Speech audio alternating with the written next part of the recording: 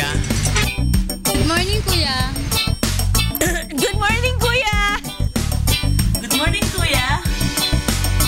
Good morning, Kuya. Good morning, Kuya. Good morning, Kuya. Good morning, Kuya.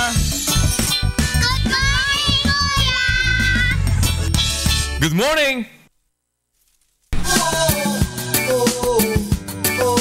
La la la la.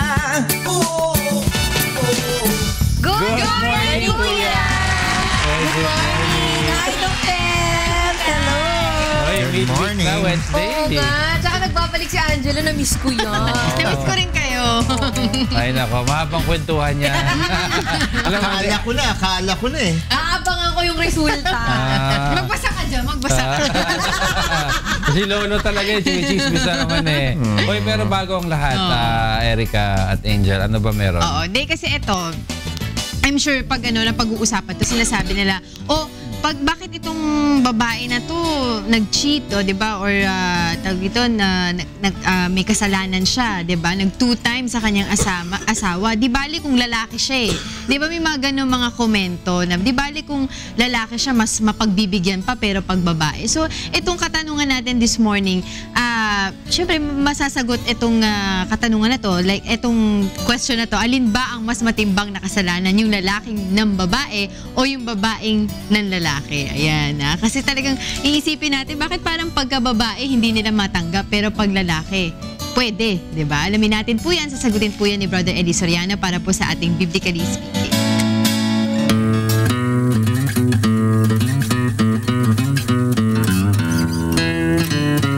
Alin ba mas matimbang na kasalanan? Yung lalaking ng babae o yung babaeng ng lalaki? Pareho lang yon. Hindi ba pareho lang naman yung lalaki at babae sa harap ng Diyos? Sa kanilang katawan? Pareho lang eh. Basahin natin ang Gis 34 ng Gawa.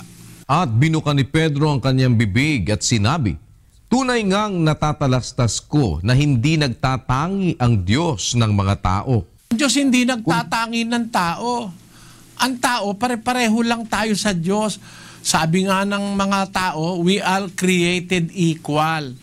Pareho lang naman tayong tao eh. Tao ka pa rin, tao pa rin ako eh. Unano ka, tao ka pa rin. Higanti ka, dahil meron kang disorder sa hormones. Meron tao ngayon, siyam na pie, dahil meron siyang sakit sa hormones. Tao pa rin siya. Meron naman tao, nasa Guinness Book of World Records. Tao pa rin yun eh. Pareho lang tao, nung mataas, nung yung mababa, pareho rin. Wala pa palang dalawang piyan, yung nanggaling sa Nepal, si Chandra Bahadur Dangi is the shortest man in recorded history, for whom there is irrefutable evidence measuring 21.5 inches. Tao pa rin yan eh. Basta tao, tao yan. Mataas, malaki, maliit, mataba, payat, nag-aral, hindi, tao rin. Hindi nagtatangi ang Diyos ng tao. Kaya, halimbawa, lalaki ka, nangalunya ka, ng babae ka, kasalanan yun, bawal kasi. Yung babae, ng lalaki, bawal din yun. Dapat kasi tapat sa asawa. Sa Malakias 2:15. At di baga siya'y gumawa ng isa, bagaman siya'y may labis na espiritu. At bakit isa? Kanyang hinanap ang lahing makadiyos. Kaya't ingatan ninyo ang inyong kalooban at huwag nang manglilo laban sa asawa ng kanyang kabataan. Parehong sinasabihan, ingatan ninyo ang inyong kalooban. Huwag kayong manglililo o magtatalo sira laban sa asawa ng kabataan mo. Yung talagang asawa mo na siyang pinakasalan mo, wag kang manglililo ron. Pag nanlilo ka, kasalanan yun. Pag nagtaksil ka, basahin natin ang Hebreo 13:4. Maging marangal nawa sa lahat ang pag-aasawa at huwag nawang magkadungis ang higaan, sapagkat ang mga mapakiapid at ang mga mapangalo niya ay pawang hahatulan ng Diyos. Yung mapakiapid, yung mapangalo niya, pawang hahatulan ng Diyos. Babae, nakikiapid, lalaki, pareho lang yun eh.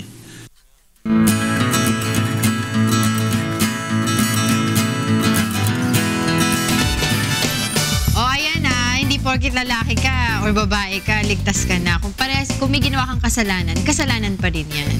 Diba, Kikay? Oo yan, Angela. Nako, preach mo yan, brother. Push mo yan. May hugot ka ba dyan? Maraming salamat po sa inyo, Brother Eli Soriano, para po sa ating Biblically Speaking.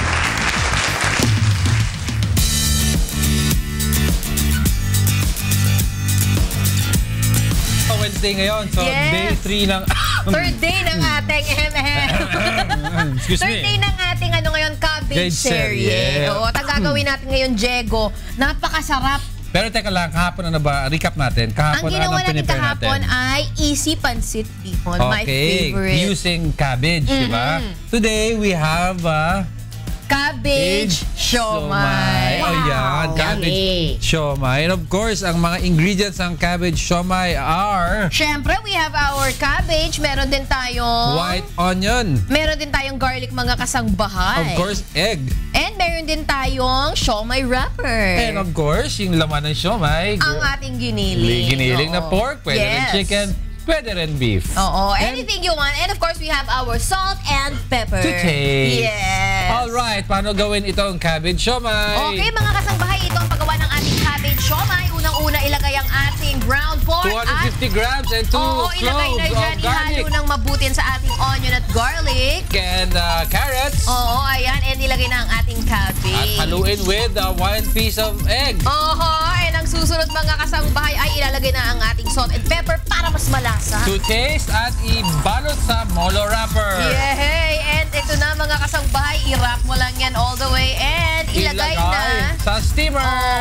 Tapos mga ilang minuto lamang and ayan na ang ating cabbage siomai. With pork. Tapos masarap yan, Alam mo, hilig ko yan dinidip dyan sa ating toyo and sili. Toyo, sili, and calamansi. Siyempre, standard yan, di ba? Siyempre, para mas malasa. Dagdagan natin ng bato ang katawan. Gusto ni Angela yan. Ay, naka, Doc Pebbles. Ito. Kinikwento ko lang kay Monica. Kahapon pinagkamalan akong buntis ng pasyente ko. Kaya, good morning, Kuya. Would like to thank Patrol. Ayaw mo bang tumaba? Ayaw! Go with the power of 500. Go with the power of Patrol. And Live It. Take care of your liver with Live It. Available at all leading drugstores nationwide. Good morning, Kuya. Would also like to thank New Moms. Maging bidang nanay sa New Moms Malunggay. At OsteoGuard, tulong iwas osteoarthritis. Sa OsteoGuard, go galaw! Wow! La la la la. Hoy, 5:26 na ng umaga. Ingay-ingay mo dyan. Kasi nagchichismisan kami ni Doc Pebble. Sabi ko na pagkamala na rin ako ng buntis dati sa MRT. Bakit? Sino na pagkamala na buntis? Hindi kasi medyo isuot ko na medyo body fit. Tapos bagong kain ako dyan sa mall. Mag-MRT ka, mag-body fit ka. Ang tanong, pinaupo ka ba? Pinaupo niya naman ako. Pero kung hindi na ako nakasalita kasi baka... Ako sinama yan talaga. Baka bawiin. Sa MRT yung nangyari. Baka bawiin yung upuan, But I'm not using my weight for my benefits. Sige, tingnan natin nga kung yung weight mo ay may may say-say sa palengke. Yes!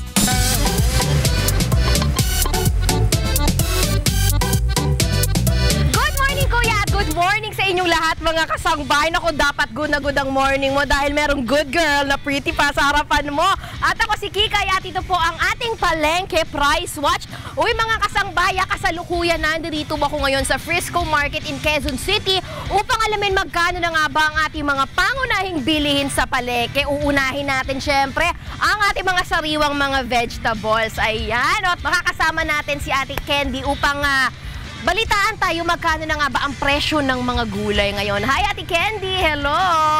Okay, unahin natin, Ate. At sibuyas magkano per kilo? 120. Meron din si Ate dito ng patatas. Alam nyo ba itong patatas? Malakas daw ito, sabi ni Aris Acero, ng vitamin C. At itong patatas ay pumapatak sa presyong 70 pesos per kilo. Ang mais po ngayon ay naghahalaga sa presyong 40 pesos per kilo.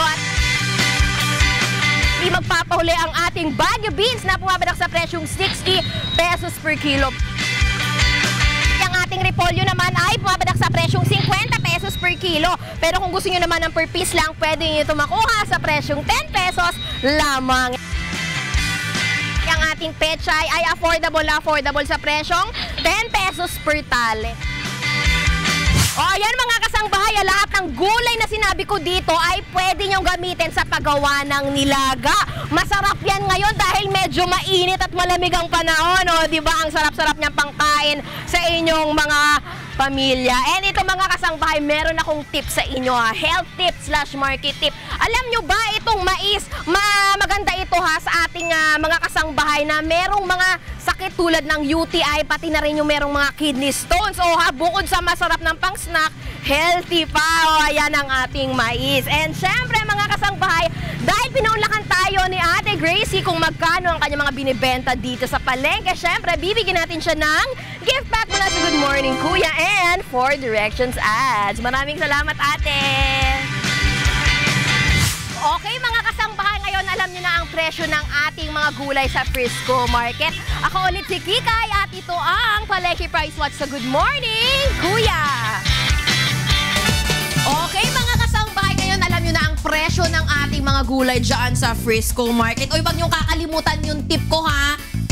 Yung mga pinakita ko sa inyo, masarap yung paggawa ng ating nilaga. Oh, I just had to breathe for a while. And syempre, yung Palengke Price mo, ang Palengke Price Watch po ay hatid sa inyo ng 4 Directions ads. Sila po ay located dito sa Unit G15A, Regalia Park Tower, P. Tuazon Street Corner, Edsa Cubao, Quezon City. At maaari yun din po sila makontak sa numerong 334-8047 at 0936-481-1710 at 440-9420. Yan po ang 4 Directions ads.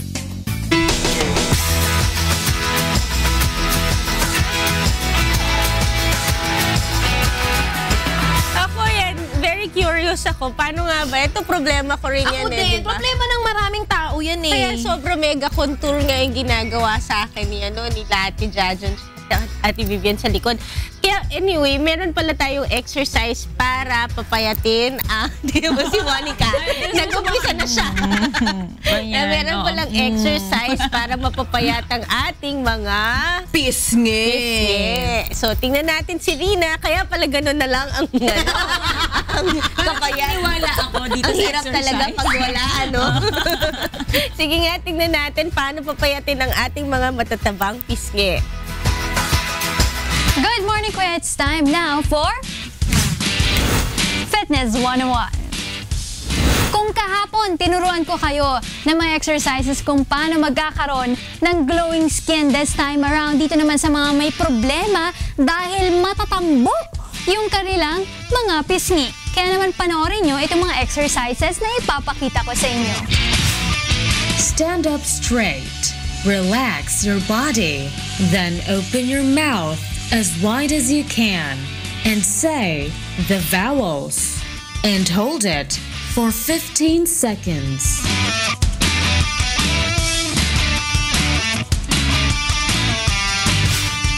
Next one, put your 2 hands on each side of your face, then push it backwards to make a stretch on the skin of your face and do a kiss gesture.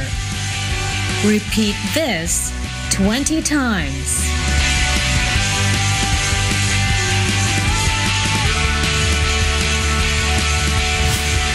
Last one. Little by little, slowly suck your cheeks and hold it for 10 seconds.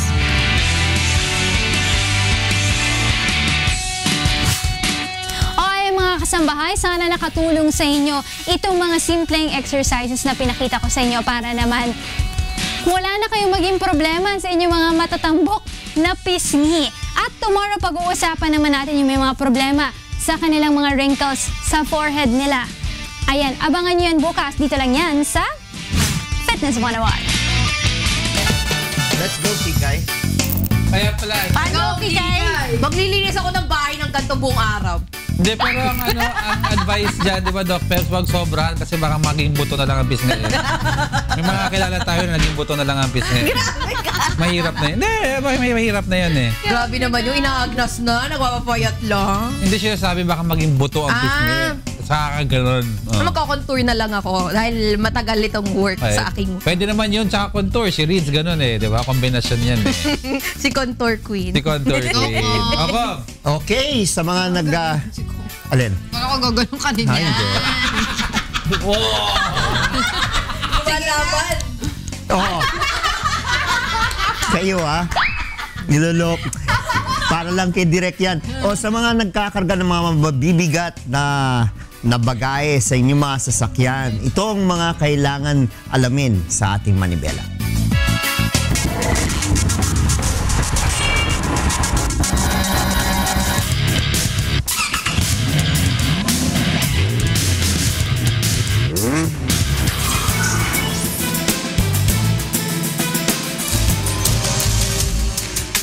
Anumang sasakyang dimotor o motor vehicle, kapag ka naglulan, lumagpas sa 1 metro sa kanyang likuran o sa kanyang bed o sa kanyang katawan, ay kailangan sabitan sa dulo ng isang pulang bandila o red flag na ang sukat ay 1 foot by 1 foot or 30 centimeters by 30 centimeters yung length at saka yung width. Ibig sabihin yung haba at saka yung luwang. Ang sinasaad ng ating batas ay pula. Wala na siyang ibinigay na ibang kulay. Kaya kailangan ay yun ang ating susundin. Kasi may rason yun kung bakit siguro red. Kasi ang red ay very visible. At saka ang red, hindi ba ang ibig sabihin nun ay stop or yung red karaniwan ay mandatory sign yun. Ibig sabihin ay itinatakda yun. Hindi ito katulad ng ibang sign, kagaya ng yellow. Ang yellow, warning lang yon, no? Pero yon, pag sinabing pula, nagtatakda, kailangan ay sundin. Ang sabi pa rin ng batas na maliban na lang kung halimbawa ay 30 minutos bago magbukang liwayway at saka 30 minutos bago lumubog ang araw, sa halip ng red flag ang ilalagay, kailangan ay may pulang ilaw na pag sinindihan ay kitang-kita sa layo na 50 meters. Ito ay para magsilbing warning na mayroong ganong sagabal dun sa likuran at kailangan ay maging babala ito dun sa mga sumusunod na sasakyan para makaiwas sa banggaan at magkaroon ng malagim na aksidente na pwedeng makatuhog doon sa mga sumusunod na lula ng sasakyan. Ngayong nagbo-boom ang ating ekonomiya ay napakadami ng mga constructions, no? Pero hindi ibig sabihin na para dahil tayo'y nagmamadali o dahil gusto nating mapabilis yung ating trabaho, ay itatapon na lang natin sa hangin ang pag-iingat. Pag kami mga ganitong mga trabaho, ayaw natin ng aberya.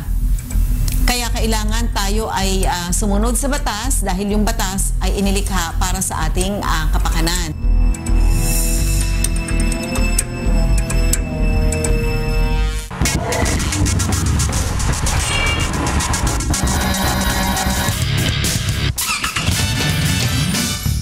So yan po ang mga dapat natin gawin kapag mabibigat ang ating bagahe sa loob ng mga sasakyan. Maging maingat, lalo-lalo na pag lumiliko. Oo. Kasi kapag lumiliko ka and masyadong mabilis, no, pwede ka mag-tilt over. Okay, thank you, Kong. Yan ang ating Manibela Rules. And ngayon naman, mula sa mga sasakyan, pumunta naman tayo sa usapang pangkalusugan.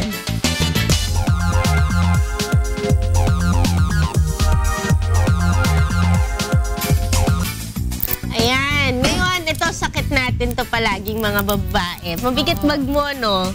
Palagi, di ba? Ikaw ba? Ako din, laging mabigat Oo, sabi nga nila, Dok, yung dala ko yung buong aparador. Ako din eh. Kasi ang dami niyong dinadala eh. Ikaw, Kong, ba? Hindi ba mabigat ang bag? Computer. Maliit. O, computer. Pagkatapos nun, wala na. Tayo kasi, laman ng bag natin, may wallet, may lalagyan ng card, May alcohol, brush, may tissue. Oo, meron pang may toothbrush. Pasa natin ang buong mundo lagi. Oo, May kaya medicine nga. kit. So, did you know that heavy purses can actually cause neck pain also? So, neck pain at saka shoulder pain. And it's actually a reality. I've had several patients come in the clinic for neck pain and shoulder pain. And oftentimes, it's because their bags are often heavy. So, because of paano ba nagkakaroon ng neck pain tsaka shoulder pain dahil yung sa bag na mabigat? Kasi kadalasan, ang bag natin, isang side lang natin nilalagay. So, constantly, there's pressure on the muscles, no? So, kung dito sa balikat, sa muscles ng balikat natin. Iba naman, pagkarga ng bag, nakaganyan.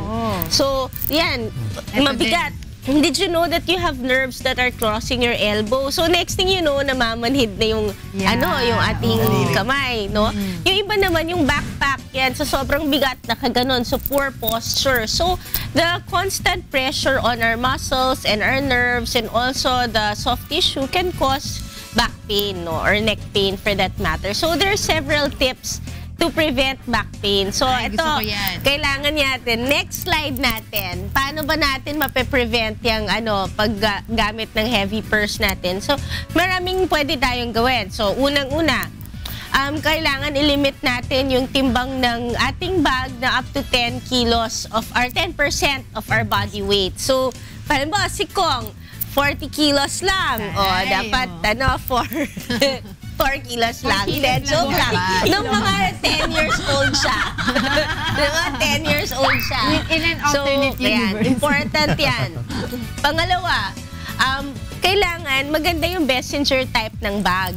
So, kasi pag across the shoulder, it distributes the weight. So, hindi siya palaging isang ganon. Tapos yung tendency mo, nakaganon ka. So, maganda yung messenger type na bag. Next.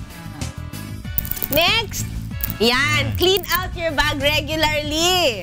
So, check yung mga hindi mo naman kailangan. Pupunta ka lang pala sa grocery, kailangan mo pabadalin yung kikay kit mo, yung toothbrush mo, yung makeup kit mo. So, you can clean out your bag according to the situation also. So, if you're going to travel, obviously marami tayong dala.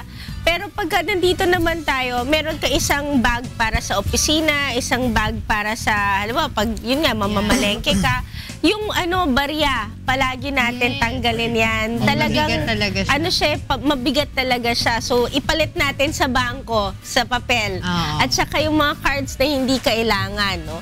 Yung susunod nating tip dyan ay have a bag for each occasion. Hindi naman kailangan bumili ng maraming bag, no? Pero sinasabi lang natin is distribute the weight between your bags. So let's say you're going to work, don't put everything in one bag. You distribute it into a smaller bag so that when you're carrying your purse and then your other stuff, hindi yung tendency mo is to slouch or to lean over to one side.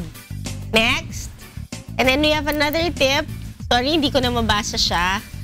Pero, Kong, help me. Switch arms. Ayan, switch arms often. So, palagi yan na paglalagay mo isa dito, sa kabila naman yung isang side. Every ilang minutes? Wala na depende kung medyo na-feel mo na yung pain? Oo. So, usually ako mararamdaman mo na 10 minutes. Ganun na siya. Oo. Nabingi na siya. Pwede mo na ilipat. Ilipat mo na pagka ganon. Okay, and then, choose a bag with a lot of compartments. Gusto ko yan. So that you can, pero ang tendency natin, pag maraming compartments, mas maraming nalalagay. But basically, you use space. Oo, diba? So, but the compartments basically, so that you can distribute the weight evenly. So, you put the heavier things at the bottom, the lighter things on top, or you can distribute it on the sides as well, so that hindi lopsided yung bag. It works very well when you use your backpack, diba? So, hindi siya off yung weight niyan. Ayun lang. Yun lang ang ating mga... Ay, ito pa pala. Yan, mas maganda yung straps na malalapad para it doesn't dig into your shoulder. So, yung malalapad na padded. Even for backpacks, kasi yung padded straps are better to support. Kaya pag namalengke ka... Di ba, Doc, yung may mga parang chain siya na makakapal, na kung masakit yun sa ganito, lalo na pag mabigat yung bag. Oo. Yung Chanel mo kasi, tago mo na. Yung mga mo Doc, when you choose a backpack, kailangan yung backpack may support sa likod o yung just plain nylon lang? Maganda yung may support. Remember, a few weeks back, we talked about using backpacks too, no? And for backpacks, it's good to have a back support. So when you wear your backpack, the bag should be close to the back rather than it slouching. Oo. Kasi yung mga, let's say, yung mga bag na ginagamit, di ba yung may backpack na pang babae na parang sling bag, Yeah. walang back support yun Wala. Oo. Ayan, meron din. Yung last natin, when you travel, use toiletries. Yeah, Yung toiletries natin, yung smaller. Baka naman pupunta ka lang ng overnight sa beach, tapos hindala mo pang shampoo yung ganyang kalaki. Uy, ugali ko Pwede, yan. oo. Ugali ko yan, Doc Peps. Kasi naman, I'm a Girl Scout. Mali mo, meron akong kaibigan na walang dalang Meron. sachet. Meron ganyan. Diba? Thank you. Sa Magsashay susunod. ka na lang. Oo. Oo, Sa yun. susunod, Bibigyan mo lang, sa dapat shade. pala si Kikay kasama natin. Yes. Wag na tayo, lahat. wag na tayo magdala ng Wag toiletry. Makinabang na lang tayo kay Kikay. Tapos Kikay cares, Doc Peps. Thank you, Kikay. So, pag namalengke ka tomorrow, mag-ingat sa bag mo na huwag masyadong mabigat at ang iyong bayong. Yes. So, tsaka Bayong dapat, Balenciaga papalit-palit ako. Oh, diba? Para ma-flaunt ko yung Dapat aking mas maganda kasama mo si Dudong para siya na lang magbigat. busy siya naghahanap buhay para sa aming future. So, ayan. So, para hindi nasasakit yung iyong likod. Okay, Yun. thank you, Doc Peps. Thank Maganda you. yung topic mo, napapanahon. Oo, tapos ngayon naman puntahan naman natin ang isa pang naghahanap buhay para sa kanyang future, si Haris Acero, para sa kanyang On The Go!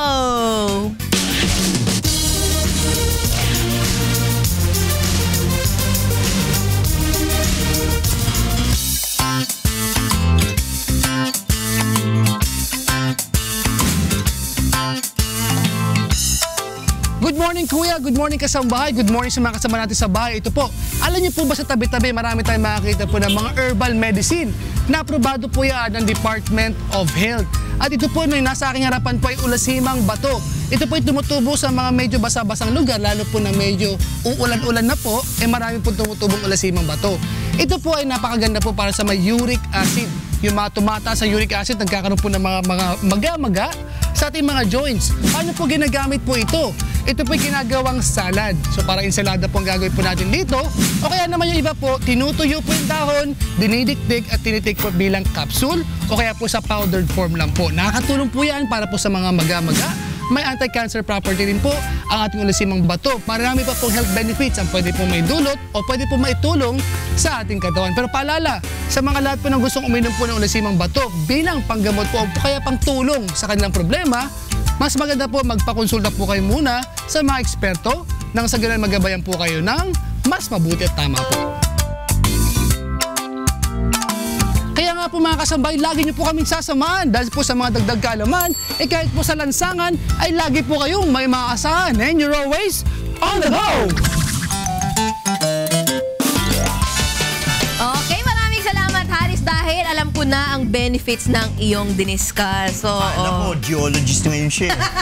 Ulasimang bato. Oo, ulasimang bato. Ngayon ko lang narinig yun, ha? Yung pala yung mga dahon na tumutubo May malapit benefits sa din pala yun kasi para sa akin, decorations lang siya in the environment. So, ito na mga kasangbahay. Alamin natin, ano ba ang ating word for the day?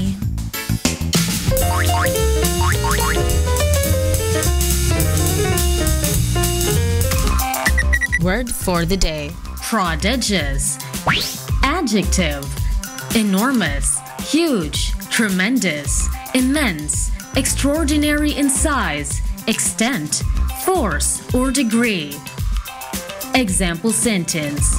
Despite his disability, Harlan has made many prodigious accomplishments. In Tagalog, napakalaki. Prodigious. Erika! Ano nga prodigious sentence mo? I am prodigious. Wow. Small but terrible. Kung ikaw na lang. Ako na lang. Because Bill Gates, because of Bill Gates' donations to non-government organizations, he shows that he has a prodigious heart. Nah. Yes! You know, ang lalim. Hashtag Kong Erin for word of the day. May wisdom words of wisdom from the wise old man. Lagi ako bukod sa nalalaman ko pa ng mas malalim word for the day, meron pa ako natututunan about history. Sige, punta natin si Attorney G tsaka si Beth, yung dynamic duo. La la la la. Tayo Japanese. Ay, welcome back sa Good good morning kuya. Ano oras na ba? 6:10 na. Alam mo na mata eh. Sorry eh. May aging problems tayo eh. Kaya tanggap ko naman na 40 na ako eh. Mabuti naman hindi ka bitter. Aabot at aabot ka rin Aabot dyan. at aabot ka rin sa Tingnan ganyan mo si Kong, tsaka si Kuya, #aging It's acceptance lang naman, di ba, Kong? Of course. Age. Of course. Okay, pero bago ang lahat, ano tayo, ikonsulta mo, di ba, Erica? Yes!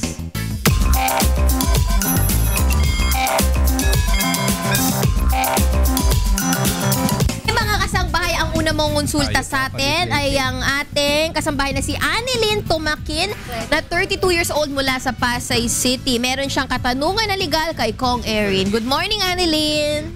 Good morning po, ma'am. Good morning. Ang tanong ko lang po. Pwede mo nang Good morning sabihin ang po. iyong problema Sige kay po. Kong Erin. Ma'am, tanong ko lang po, kasi po nagtatrabaho po ako as a contractual under agency po for almost 11 years. Ngayon po, nagkaroon po ng mass termination sa work po namin. Ang gusto po nilang mangyari, para daw po makontinue yung trabaho namin, ilalagay po kami sa ibang agency, pero back to zero po kami. Sayang po yung length of years na trabaho namin. Tapos ilalagay lang po kami sa ibang agency na bali back to zero po. At ngayon po, dinapit na po namin sa Dolly po ito. At ngayon po, ang tatanong ko lang po, kung sakaling kasuhan po namin sila po para ma-regular po kami, may chance po ba kami ma-regular at makuha po namin mga benefits mo na para sa amin? Ayun lang po. Salamat po. Malaki po ang chance ninyo ma-regular kasi kaya nga ginagawa ito ng ating gobyerno ngayon. Gusto nga matapos yung sistemang end of contract.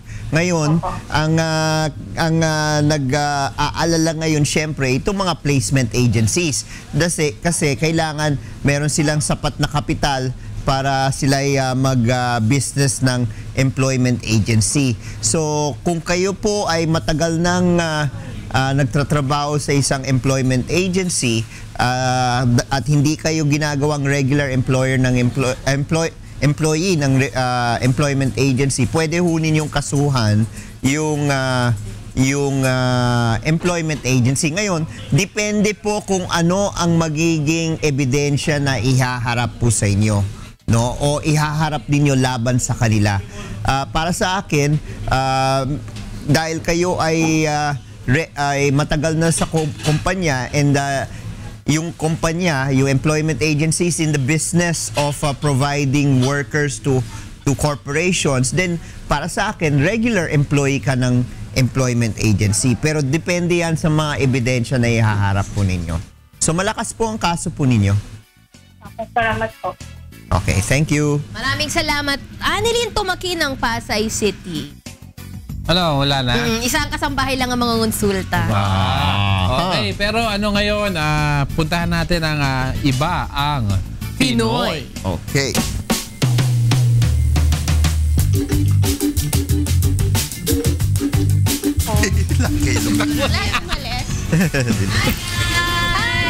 May mga kasama ako ngayon. And once again, nagbigay parangal na naman at karangalan sa ating bansa. Papakilala ko lang si James De Los Santos, si Coach David Lay, and si Coach Raymond Lee.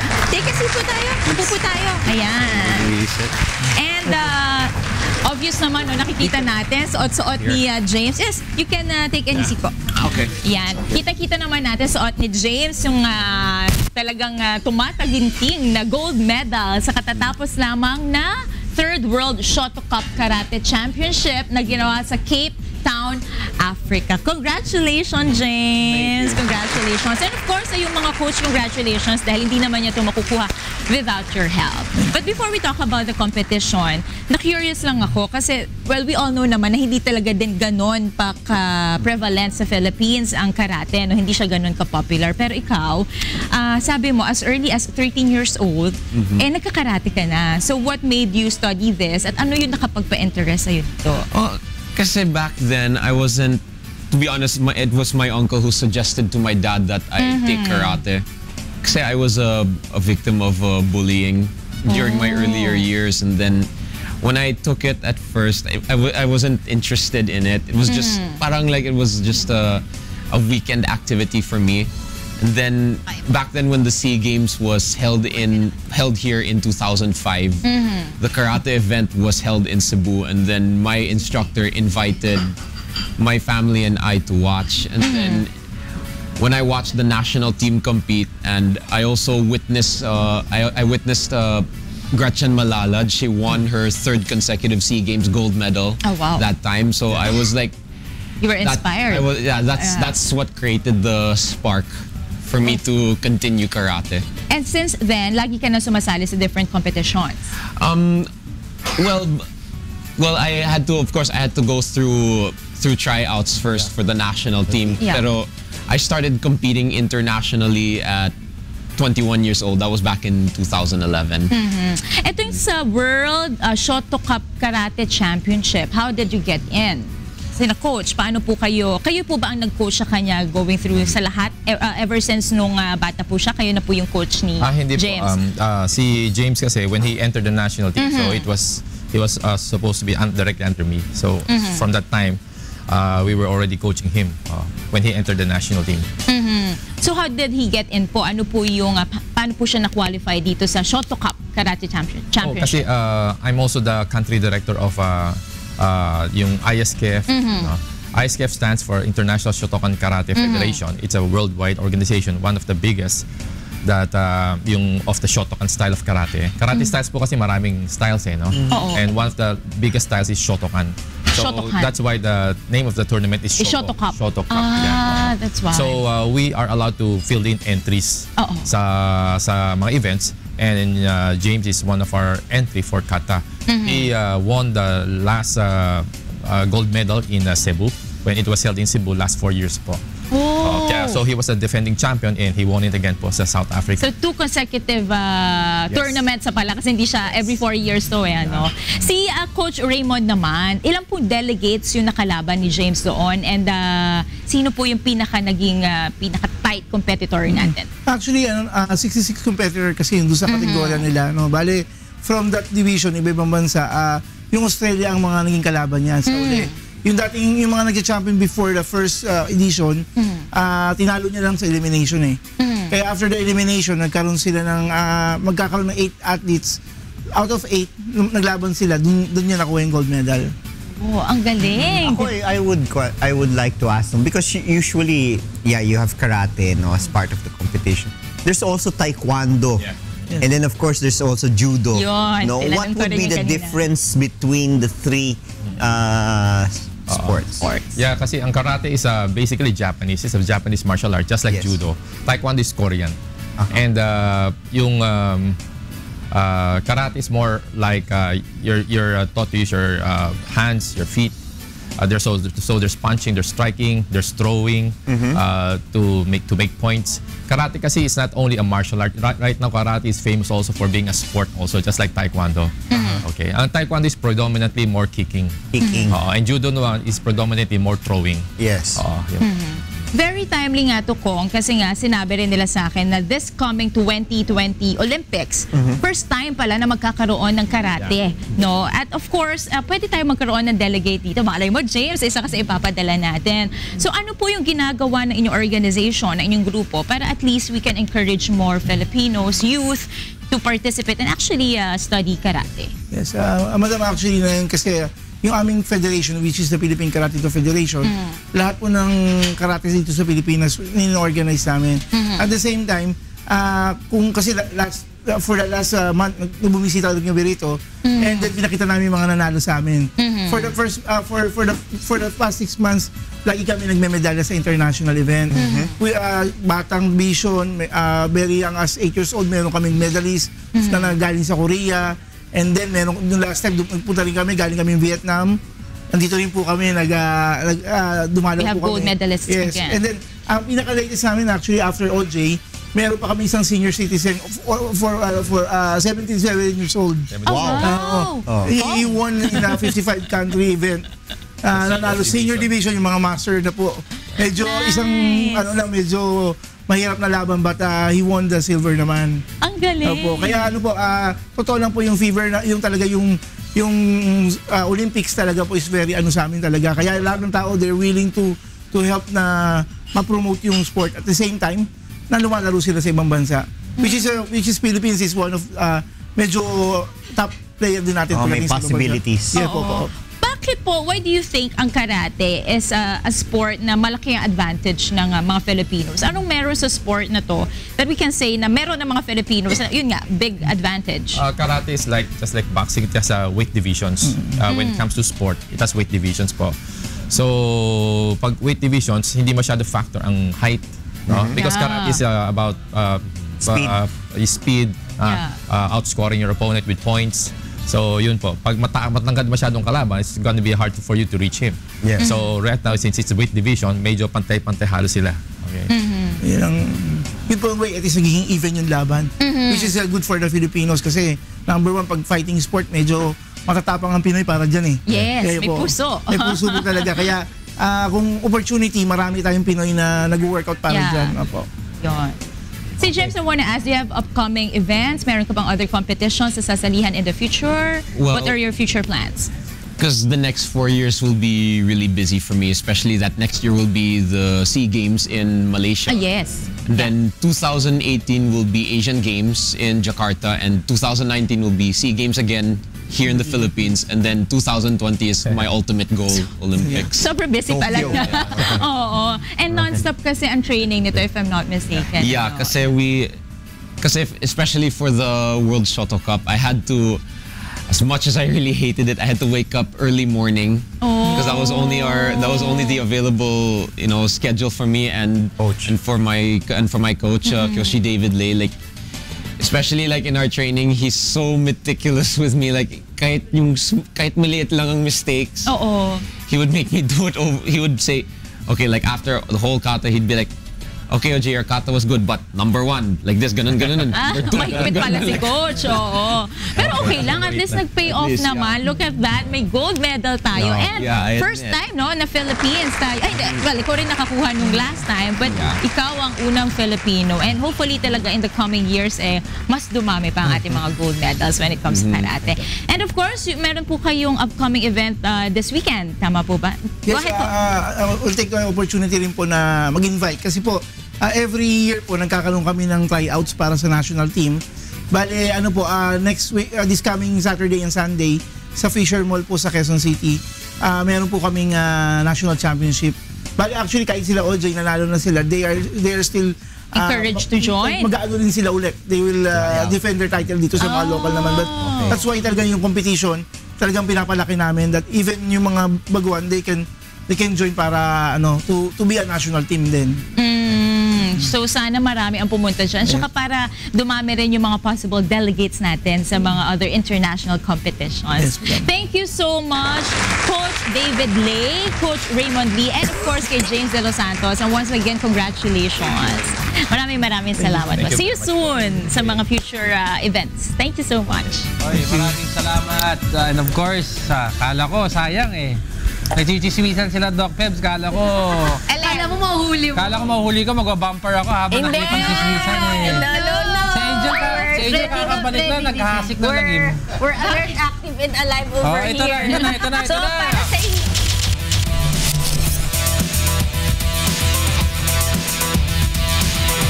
Ayan. So, dahil kanina, ang dami nating natutunan sa kanila, there are more exercises. Kung gusto nyo maging kasing galing, ito panoorin natin sila dito sa ating Sports Basics.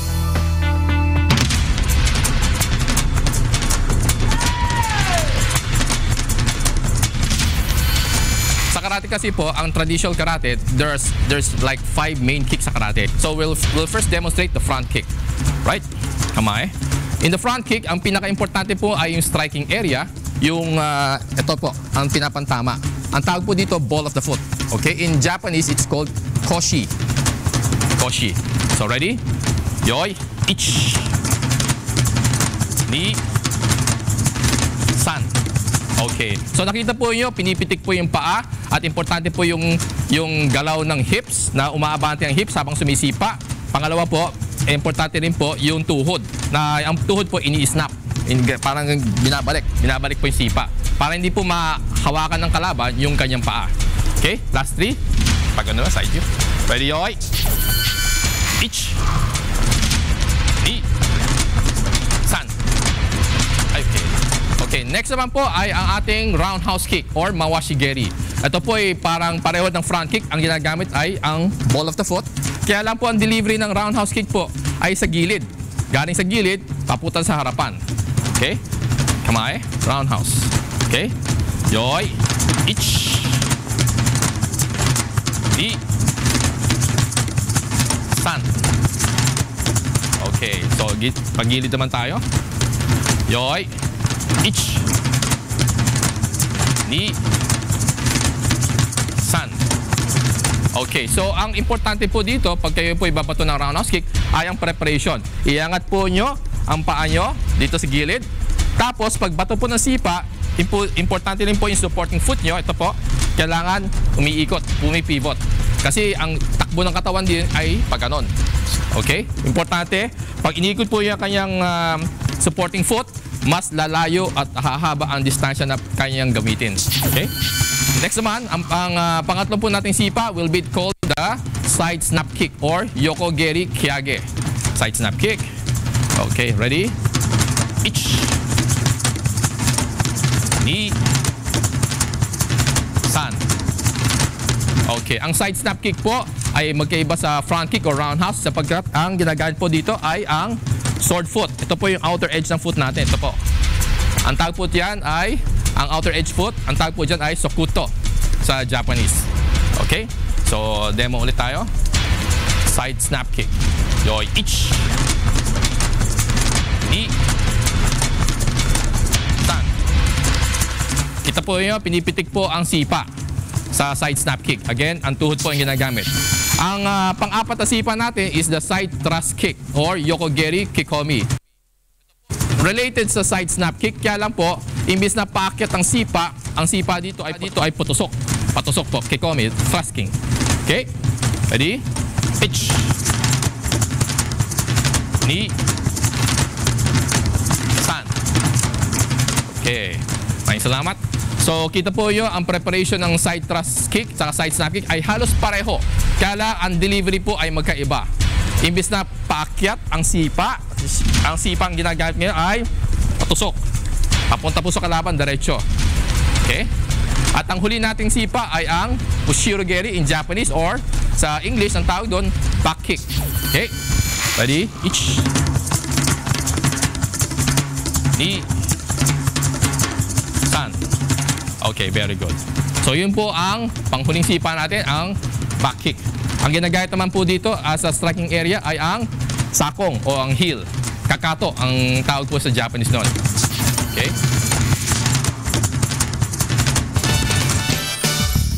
Wow! Wow! Sana one day, kaya ko rin yan. Okay. Thank you po! Thank you! And of course, meron tayong, I think may guest tayo today, di ba? Siyempre, una pa panahon itong pag-uusapan nila sinundo ni Kong Erin sa labas. Yes! Alright, para sa ikonsulta mo.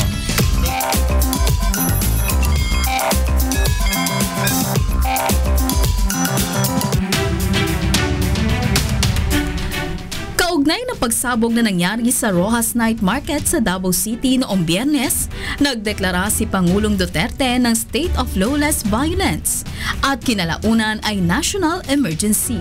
Ang aksyon niyang ito umani ng iba't ibang reaksyon mula sa mga Pilipino. Pero ano nga ba ang State of Lawless Violence? Sapat ba itong basihan para magdeklara ng national emergency sa bansa? At may dapat ba talagang ipangamba ang mga Pinoy ukol dito? Yan ang ipaliliwanag sa atin ng ating panauhin ngayong umaga. Hi, Kong! Good morning! Kasama po natin si Celso Cainglet. Good morning isang po! political analyst. Pinag-uusapan kasi namin ang sabi ko, ang alam kong Cainglet volleyball player ng Ateneo. Si Phil Cainglet, are you related to her? She's my daughter. Oh, she was my roommate! Saints ko! Yes, I'm Pasyente ko po siya. Ah, really? Sa moment, pati po yung wife ninyo, Kalan.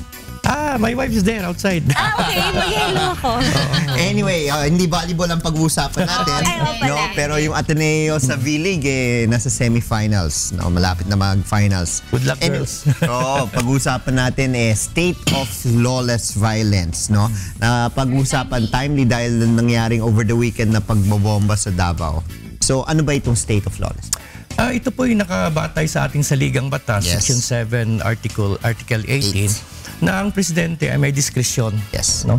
Kung nakikita niya na may state of lawlessness, na may kaguluhan, na halos wala ng batas na napapatupad, pwede siyang magdeklara ng state of lawless violence. Ang epekto niyan ay pwede niyang hikayatin or gamitin ang armed forces para tumulong sa kapulisan natin. Kasi ang armed forces natin walang police power. Hindi tulad noon na mayroon sangay ng armed forces na may police power, yun ang tinatawag natin nung na Philippine Constabulary. In fact, naging integrated pa yun, PCINP. Simula nung naging civilian, fully civilian ang police natin, tinanggal na yung police power sa military natin. Pero dahil dito sa state of lawless violence, ang military ngayon ay pwedeng tumulong sa kapulisan natin. Ito yung masabi natin isa sa pinakamahinang powers ng ating Pangulo. No? Dahil ito'y patawag lamang sa ating mga armed forces of the Philippines na tumulong sa police or dagdagan. Technically, no, or legally, pwede nating masabi yan. Pero socially, yung epekto sa consciousness ng mga kababayan natin ay iba. Maliban sa misinterpretasyon, no, mga haka-haka na baka ito ay paghahanda lang para sa martial law, no? Pero ang tukot nga, Father Rani Aquino, sabi niya ito'y parang pagpapaalam sa mga kababayan natin na ang bansa natin ay nahaharap sa isang peligro o isang delikadong sitwasyon na kailangan maghanda tayo, kailangan magmasid tayo, kailangan alisto tayo. Go ahead.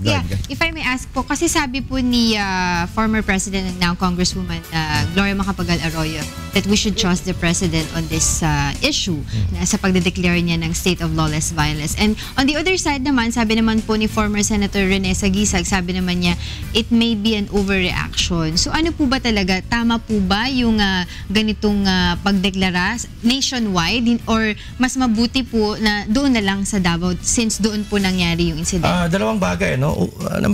Una, marami pa rin tayong kababayan na parang may trauma sa martial law, no, na parang ayaw na nilang maulit-uli. Pangalawa, baka may intelligence report ang Pangulo na itong banta ng terorismo ay hindi lamang sa Davao, baka sa buong bansa.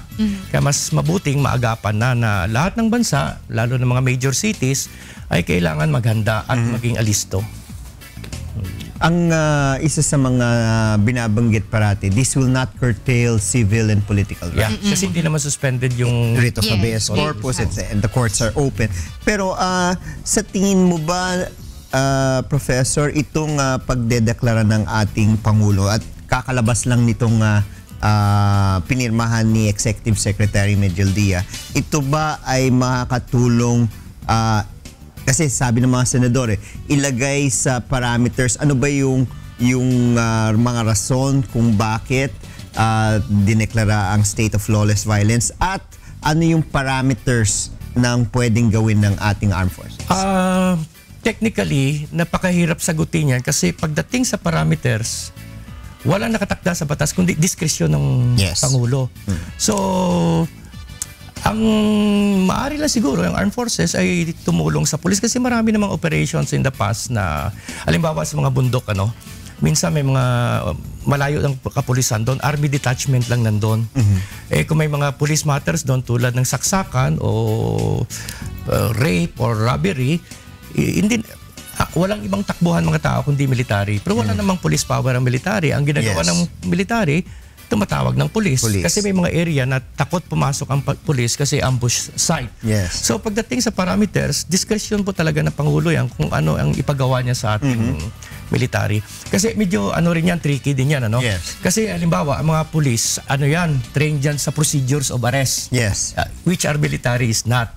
So kailangan siguro may gabay din ng police ang military if they will enforce police operation, police power, tulad ng checkpoint. Linawin lang po natin, sir, para po meron tayong malinaw na notion po dito sa mangyayari. Kasi may mga nababasa po kami na sinasabi po nila na magkakaroon po, magdadagdag po ng mga checkpoints sa mga statistical areas, and then magkakaroon din daw po ng random search sa mga different houses din. May it be sa mga subdivision or basta mga bahay. So, is that true po? Wala akong At ano po informasyon yung dyan, mga kung narinig dapat? ko rin yan. Kasi pag nagkaroon, halimbawa, itong Operation Tukhang, kakatok sila, kung hindi mo pinatuloy, wala naman silang karapatan pumasok kasi kailangan mo ng search warrant. No? So, ganyan po, no? Ang checkpoint naman, siguro, ang tingin ko kasi parang necessary evil to. Kasi pag sinabi mong state of lawless violence, parang naalala ko yung eksperimento ng isang German physiologist, yung famous frog anecdote, si Friedrich Goltz, na yung palaka, nilagay niya sa warm water, tapos pinataas ang temperatura, hanggang sa hindi napapansin ng palaka na naluluto na pala siya hanggang sa kusang mamatay yung palaka. Parang tingin ko sa sitwasyon natin ngayon, parang ganun eh. Halimbawa, may isang obispo nagpatawag ng day of prayer and fasting para sa mga biktima ng extrajudicial killing. Bakit hindi nagpatawag ng day of fasting and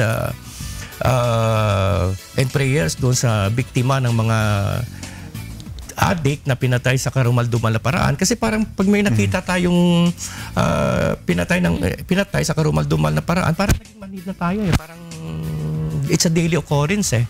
No? Pero yun ang nakakatakot na parang hindi natin na-realize na malala na palang sitwasyon natin.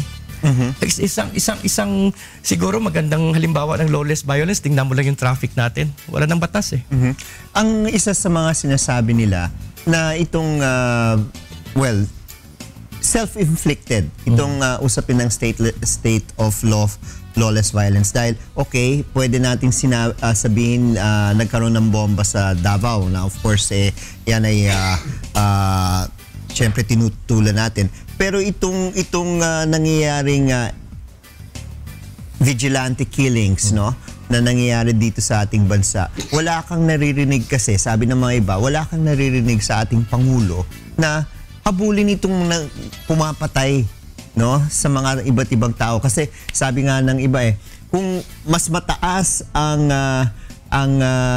police operations death, walang problema yan kaysa sa vigilante killings. Pero ngayon we are at 2,400 and mas marami pa rin ang vigilante killings or murder, I would just call it murder, na wala kang naririnig sa ating administrasyon na tugising, always death under investigation. May narinig ako kay Chief PNP De La Rosa na iniimbestigahan din death under investigation yan, pag may mga pangyayaring ganyan. So, ang ibig niyo po bang sabihin na parang ito ay lawless violence din? Yun ang tanong. Kasi ang sinabi ni Attorney Sal Panelo pinag-iisipan nga nila bago yung bomba. So, the cat was out of the pan na talagang pinag-iisipan nila. I heard the President mention, the President even mentioned na dahil maraming killings, well, this is the first time he acknowledges merong killings outside of police operations, kaya kailangan itong state of law. If pagpamuhan niyo, pero bilang isang estudyante ng filosofiya, gusto ko sana ipahayag yung pananaw ko dyan. Medyo hati yung pag-iisip ko dyan Kasi una, itong tinatawag na lawless killing, kung familiar ka may isang pilosopo kasi, German philosopher, pangalan si Wilhelm George Friedrich Hegel, na nagsasabi na ang mga institusyon sa lipunan natin ay produkto ng rationality, bilang produkto ng taong, ng kaisipan ng tao, or product of man's rationality, no? Tulad ng batas. No? Yes.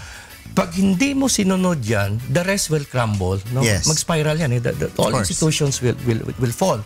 Unang pananaw ko dyan. Pangalawa, may tinatawag tayong sa ethics na necessary evil. No? Kasi malala na talagang problema. So, In fact, kahit si Santo Tomas de Aquino, may tinatawag siyang just war theory. No, na pwede kang pumunta ng gera, pero may ilang conditions. Aquinas. No? Si Thomas Aquinas. No? There's a long-standing tyranny. You know, you have exhausted all means for peace. No? There's a hope for success. No extraordinary means should be used. No? May tinatawag tayong necessary evil kasi kahit sa doctrine ng self-defense, you can kill out of self-defense. In fact, kahit sa teolohiya, mababasa mo sa Bible na thou shall not kill. Pero actually, maraming Bible expert nagsasabi that is an inadequate translation. The more adequate translation na makikita mo sa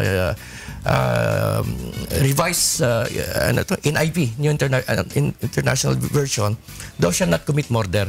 Because one can kill out of self-defense. And the state is just defending itself. However, sa doctrine ng self-defense, may mga kondisyones din. Isang kondisyones yan, the attack must be actual. No? Halimbawa, kung sumuko na yun, hindi na actual yung attack. Pero may iba na kinukonteksto nila na ang threat ng lawlessness, halimbawa sa drug problem, is an attack on the state. Attack on its people. And the state has to defend itself. So medyo hati din ang pananaw ko dyan. Sa isang bahagi, may pangamba ako na baka mga institusyon natin mag-collapse, mag-spiral down ba. Pangalawa, parang nakikita ko rin ang kahalagahan kasi the state has to survive. We have to survive. No? Ang isa sa mga kulang na nakikita ko at ewan ko kung napansin mo, wala bang period itong state of lawless violence? Walang kagaya na sinabi kay Depende yan sa presidente. Kung gaano katagal. No? Anyway, okay. So anong mensahe ninyo sa ating mga nanonood? Kailangan ba silang matakot? Kailangan mangamba?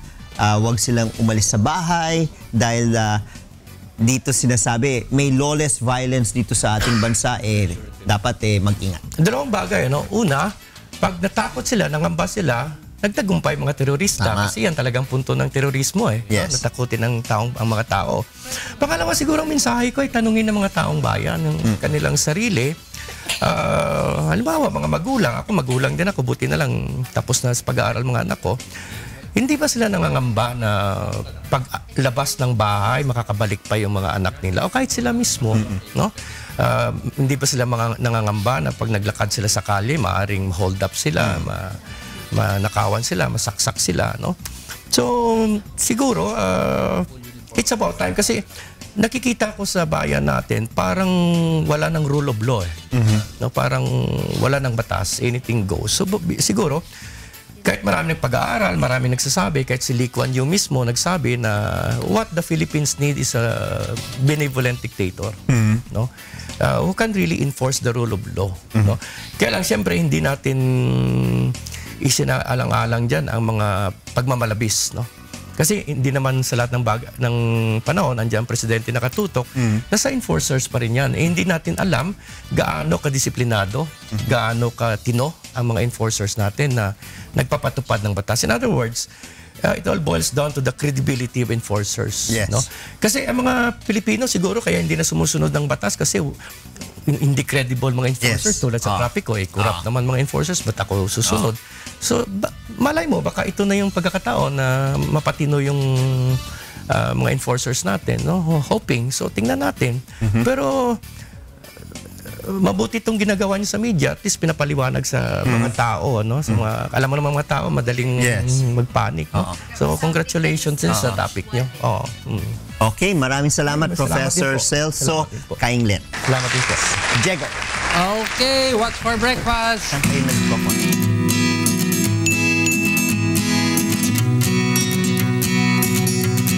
One of the favorite segments natin. Kasi ibig sabihin nito, pag natapos tong segment na to, pwede na kumain. Oo, pwede na tayong chumila. Kasi every What's for Breakfast, meron tayong guest chef and may tayong recipe na sinishare, di ba, Erica? At ngayon nga, Diego, makakasama natin si Chef Richard. Good morning! Chef Richard, good morning. Ano ba ang mga niluto mo for today? Ano yung main dish na prepare mo na i-share mo sa amin? Malaysian Chinese curry po. Malaysian Chinese? Wow! Malaysian chicken curry. Akala ko sinama yung Malaysian chicken. Sabi ko kakaiba to. Akala ko may fusion tayo ngayong umaga. Malaysian chicken curry. Kasi meron Indonesian, may Thai, meron Indian. Meron ding Indian, oo. Ano ba difference ng Malaysian sa iba? Most of dish ng Malaysian is spicy. Then they have coconut milk. Coconut milk. Okay, ano ba ingredients itong curry natin, chef? 1 kilo of chicken, garlic, chili, onion, basil, ginger, and potato. So sa Malaysian chicken curry, 1 kilo ang ginamit mo dito? Yes. Okay, ano pa? Carrots, of course, curry powder, turmeric, coconut milk, salt and pepper. Salt and all right. And then paano ba prepare itong dish? Preparing is marinate the chicken in turmeric with salt. Then after that, oil. Then saute. Garlic na yan. Regular oil lang naman yan, no? I use olive oil. Olive oil, okay. And onion, chili, ginger, and the chicken. And anong ginger ginamit natin dito? This normal ginger. Yellow, okay. Sige, chef, go ahead. And steam. And after that, put the curry powder. Add potatoes. Gano'ng katagal ang simmer time nito? 15 to 20 minutes. 15 to 20 minutes. Yes. And after 15 to 20 minutes, ano to? Yung carrots? Carrots and vegetable, potato. Kasi hintayin na natin maluto yung chicken, no? Tsaka yung potato lumambot. Yes. Yan ang importante. And nilagyan po ng tomato paste. Pero nung simula, chef, walang tomato paste? Opo. Okay. So, linagay. Then after that, the coconut milk.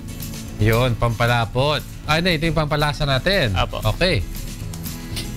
Black pepper and salt. Then, cover it. Ayun na, ang Malaysian chicken curry ni Chef Richard Sanchez. And of course, si Chef Richard may dala pang salmon dito, no, Chef? Ano ang mga dish na yan? Bali, yung isa pong nasa gitna is salmon with bilote sauce. Wow! Tapos, yung katabi niyan? And yung isa naman po is mixed salad with salmon and grilled. Grilled yan. Opo. Grilled yan. With Chef, promote tayo, no? Saka ba mahanap ng mga Instagram accounts mo, Facebook? Bali, I have Facebook account at jcgomes007@yahoo.com. Same po yan, lahat na po ng internet connections. And contact number? And contact number 0949-570-6599. May babatiin mo tayo, Chef? Binabati ko po ang aking mga magulang sa Bulacan, ang aking asawa, and si Chef Max. Hoy, good morning.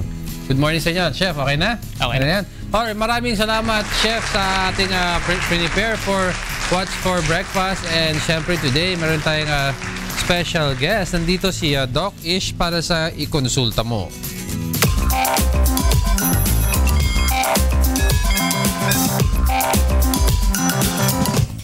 Siyempre, alam nyo naman mga kasangbahay, pag Wednesday makakasama natin si Doc Ish Pargan.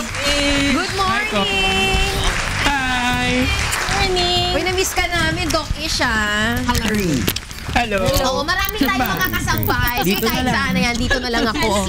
Meron tayong mga kasangbahay, oo. Ganda naman ni Doktora. Siyempre, oo. Mana-mana lang dito. Oo. Flawless kasi yan eh.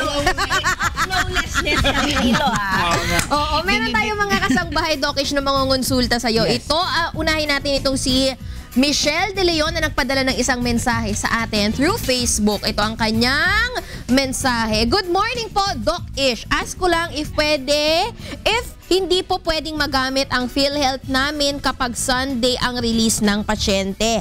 Doon kasi sa hospital kung saan siya inadmit yung anak ko, ay pilit kaming pinagbabayad ng cash ng walang bawas sa PhilHealth dahil ang dahilan daw nila ay walang opisina ang PhilHealth kapag linggo. Wala po bang access ang hospital sa PhilHealth kapag Sunday? Sana po masagot nyo ang aking katanungan. Good morning, Michelle. Unang-una, siguro baka kailangan kong kuhanin yung pangalan ng ospital dahil hindi po totoo yan.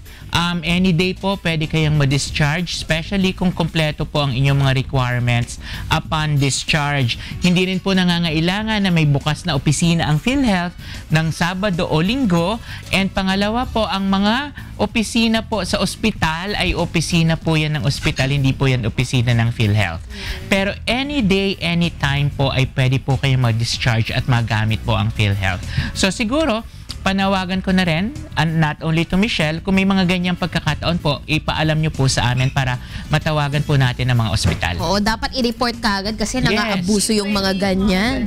Oo, para saan pa naguhulog ka ng contribution mo kung hindi mo rin naman mapapakinabangan ako. Exactly. Oo, push mo yan, Doc Ish. Tapos ito naman, meron tayong pangalawang kasangbahay na mangunsulta din sa katauhan ni Daniel Morata ng Makati City at nag-text siya sa atin, Tanong ko lang po, Doc Ish, ang father ko naka-admit sa hospital for over 3 months na. Tapos nung inirelease na siya namin, hindi na ina-acknowledge ng ospital ang PhilHealth ang tatay ko. Ang sabi ng hospital na serve na daw ng PhilHealth yung benefits ng tatay ko for this year. Senior citizen na po siya at marami na po siyang sakit. Bakit po ba ganon, Doc Ish? Good morning, Danielle, unang-una, ang limitation po ng beneficio natin sa PhilHealth, meron tayong 45 days in the year para magamit siya, So kung naubos na po yung 45 days in a year, hindi na talaga natin magagamit. Ngayon, ang nangyari dito, naka-confine daw for over 3 months, pero ang sabi, nagamit na daw before. So pwede nating i-check kung talagang naubos na yung 45 days. Otherwise, kung hindi pa, pwede naman talaga magamit.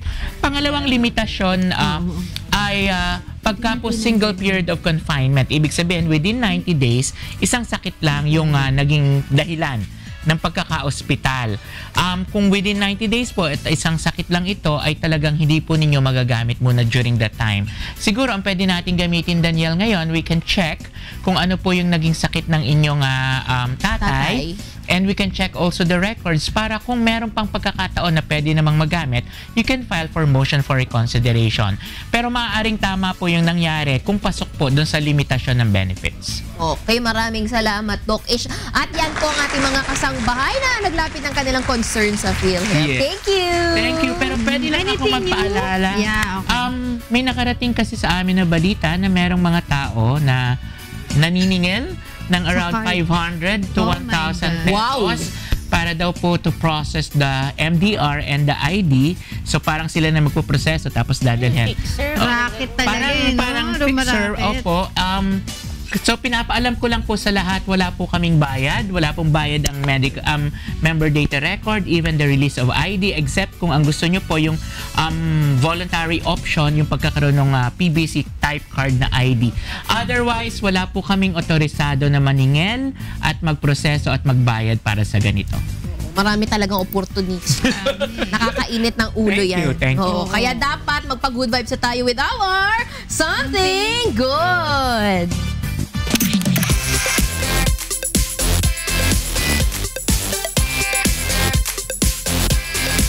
Okay mga kasangbahay, ngayon sa Wednesday na ito ibabahagi ko sa inyo ang kwento ng isang matulungin na magkakabarkada na trending sa social media. O ito nga, nako, I'm sure matutuwa kayo dito. Ayon sa Facebook post ni Jerlyn Gamboa Galang, inikot niya ang Davao City kasama ang ilan niyang mga kabarkada bilang pagunita sa kakatapos lamang na Kadayawan Festival. Nang makita nila ang isang matandang lalaki na nagbebenta ng mga souvenir sa kalsada na mas kilala bilang Tatay Bote. At nilapitan nila ito at napahanga sila sa kanyang magaganda na souvenirs na ginawa. At nais din nilang magkakabarkada na tulungan si Tatay Bote at ang kanyang asawa, kaya pumunta sila sa nalalapit na grocery at ipinamili ito ng mga makakain, panglinis at iba pa.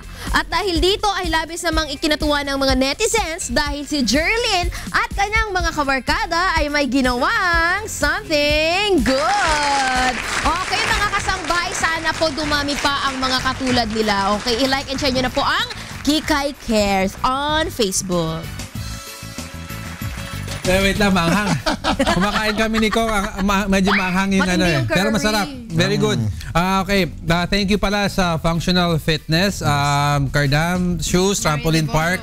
Mario Deboro at lahat po ng sponsors Doc Joseph namin. Doc Joseph Lee, good morning. Doc Joseph. Doc Sarah, good morning din.